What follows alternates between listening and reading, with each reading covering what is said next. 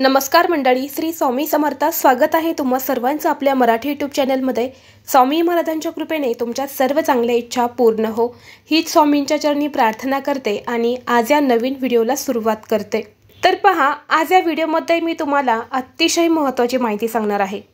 ही माहिती आपल्या घरातल्या प्रत्येक स्त्रियांना, लग्न झालेल्या मुलींना माहितीच पाहिजे. महिलांनी आपल्या माहेरातून, आपल्या आईवडिलांकडून अशा काही वस्तू आहेत त्या चुकूनही सासरी न्यायच्या नाही. कितीही वेळ आली तरीसुद्धा ह्या ज्या वस्तू मी तुम्हाला सांगणार आहे त्या चुकूनही आपल्या सासरी नेऊ नका. जर तुम्ही कळत आणि नकळत या वस्तू जर सासरी घेऊन गेला तर तुमच्या आयुष्यामध्ये तुम्हाला आयुष्यभर पश्चाताप करावा लागेल. तर अशा कोणत्या वस्तू आहेत ते आपल्याला चुकूनही आपल्या सासरी न्यायच्या नाहीत, याबद्दलची संपूर्ण माहिती मी तुम्हाला आज या व्हिडिओमध्ये सविस्तरपणे सांगणार आहे. त्यामुळे तुम्ही व्हिडिओ शेवटपर्यंत नक्की पहा. चॅनलवरती नवीन असाल तर सबस्क्राईब करा आणि असेच माहितीपूर्ण व्हिडिओ पाहण्यासाठी बेल आयकॉनला प्रेस करा, म्हणजे जेव्हा कधी मी नवीन व्हिडिओ अपलोड करेल त्याचं नोटिफिकेशन सर्वात अगोदर तुम्हाला भेटेल आणि तुम्ही एक पण व्हिडिओ मिस करणार नाही. तर पहा, आपल्या आई वडिलांना आपल्या मुलीचा संसार हा कायम सुख समृद्धीने भरलेला असावा असं वाटत असतं. तिला कशाचीच कमी पडू नये असं प्रत्येक आईवडिलांना वाटत असतं आणि त्यासाठी ते आपल्या मुलीला त्यांच्या इच्छेनुसार, त्यांच्या यथाशक्तीनुसार काही वस्तू ज्या आहेत तर त्या देत असतात. त्यामध्येच बघा, जेव्हा मुलीचं नवीन लग्न होतं आणि जेव्हा मुलगी नवीन लग्न करून सासरी जाते तेव्हा मुलीला काही भेटवस्तू ह्या दिल्या जातात. ह्या भेटवस्तू देण्याची जी परंपरा आहे ती फार जुनी परंपरा आहे आणि प्रत्येक धर्मानुसार वस्तू देण्याची प्रथा जी आहे तर ती सुद्धा बदलत असते. आणि यावेळी ज्या वस्तू दिल्या जातात त्या सर्व शुभ ज्या वस्तू असतात तर त्याच दिल्या जातात.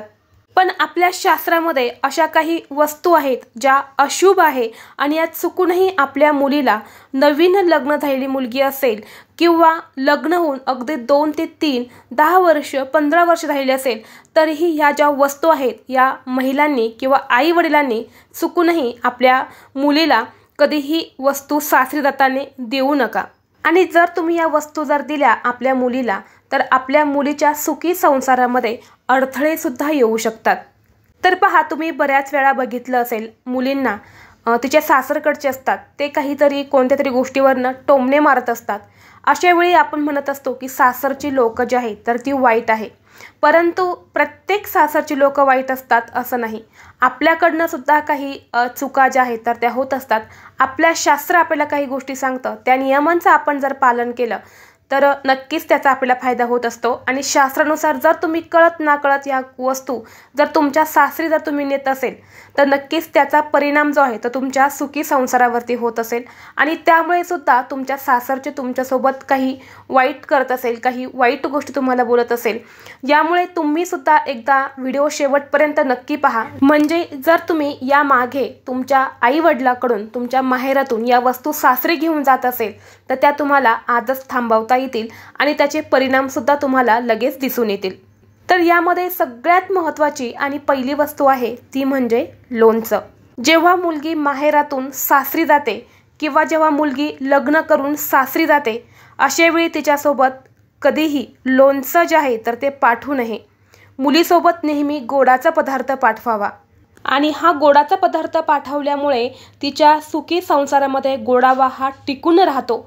ती आपल्या माहेरातून एक गोडावा जो आहे तर तो तिच्या सासरी घेऊन जात असते आणि तोच गोडावा तिच्या कुटुंबामध्ये सदैव टिकून राहतो.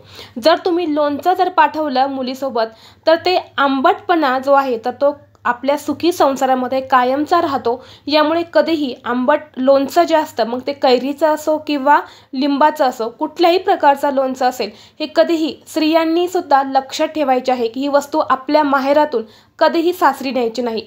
तुम्ही बऱ्याच वेळा बघितलं असेल की बायकांना, स्त्रियांना सवय असते की लोणचं उन्हाळा आला की कैऱ्या वगैरे येतात, अशावेळी आपण लोणचं बनवतो आणि आपण आईला सांगत असतो की आई माझ्यासाठी सुद्धा लोणचं बनव.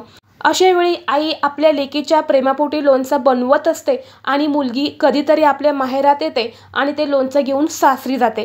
परंतु ही चूक तुम्हाला कधीही करायची नाही. आपल्या माहेरातून, आपल्या आई वडिलांकडून लोणचं हे कधीच आपल्या सासरी घेऊन जायचं नाही. या अगोदर तुम्ही नेलं असेल तर हरकत नाही, परंतु यापुढे तुम्हाला ही गोष्ट आवर्जून लक्षात ठेवायची आहे की लोणचं हे कधीही सासरी नेऊ नका. जर मुलीने लोणचं हे सासरी नेलं तर सासरच्या लोकांकडून मुलीला कडू आंबट बोलणं आपण जे म्हणतो, वाईट बोलणं जे म्हणतो तो ते ऐकावं लागतं. यामुळे कधीही तुम्ही ही चूक करू नका. यानंतर पुढची वस्तू म्हणजे झाडू. झाडू ही एक लक्ष्मीचं प्रतीक आहे आणि माहेरातून आईने कधीही आपल्या मुलीला झाडू हा देऊ नये. जरी मुलीचं नवीन लग्न झालेलं असेल तर मुलीचा नवीन संसार असेल, अशा वेळी प्रेमापोटी आई मुलीला सगळ्या वस्तू देत असते, परंतु आईने या वस्तूंमध्ये चुकूनही झाडू हा कधीच देऊ नका. त्याचबरोबर लग्न होऊन भरपूर दिवस झालेले असेल तरीसुद्धा आईकडे एखादा झाडू नवीन पडलेला आहे म्हणून तो घेऊन आपल्या सासरी जाऊ नका. चुकूनही झाडू हा महिलांनी आपल्या सासरी नेऊ नये. यामुळे काय होतं की तिच्या आयुष्यामध्ये दुःख, संकट हे यायला लागतात आणि मुलीच्या सुखी संसारामध्ये गोडावा हा टिकून राहत नाही आणि तिच्या सुखी संसारामध्ये लक्ष्मीसुद्धा स्थिर राहत नाही. नेहमी तिला गरिबीचेच दिवस पाहावे लागतात. यामुळे झाडू ही जी वस्तू आहे तर ही चुकूनही आपल्या मुलीला किंवा स्त्रियांनी आपल्या माहेरातून नेऊ नका. यानंतर पुढची वस्तू आहे ती म्हणजे चाळणी. आपण जे पीठ चाळतो, जी चाळणी असते किंवा आपण जे गहू चाळतो, गव्हातली घाण काढण्यासाठीची चाळण नसते, कुठल्याही प्रकारची जी चाळणी असते तर ही चाळणी जी आहे तर ही कधीही आपल्या मुलीला देऊ नका.